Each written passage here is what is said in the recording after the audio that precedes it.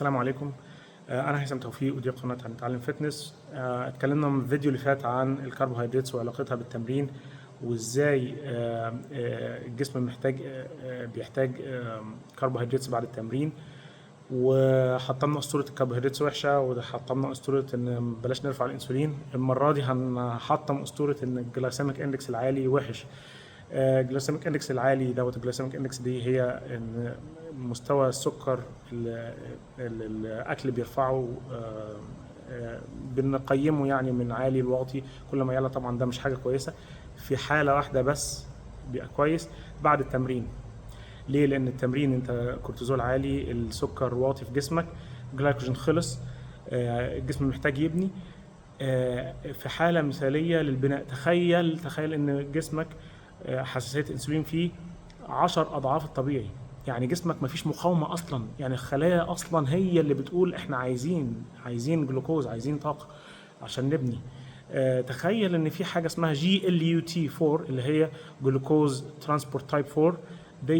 دي بوابة دخول الجلوكوز للعضلة.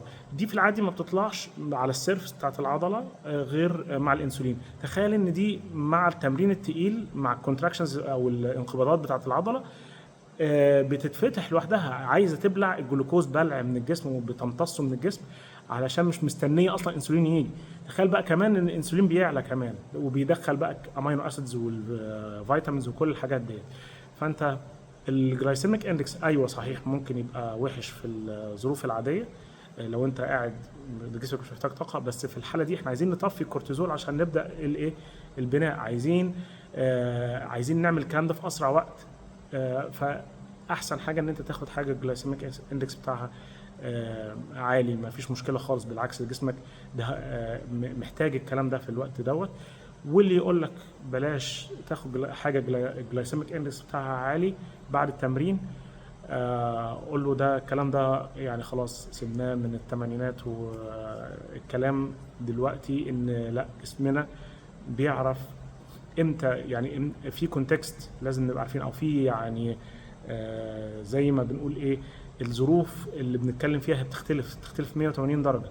فكل عادي حاجه ترفع السكر بعد التمرين، بالعكس ده انت جسمك هيستفيد بيها، هيبقى عامل زي السفنجه اللي بتمتص كل الحاجات دي بعد التمرين.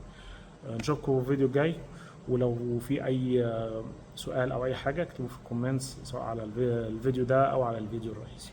ولو ما شفتش الفيديو الرئيسي روح ارجع وشوفه، كان في معلومات كويسه. السلام عليكم.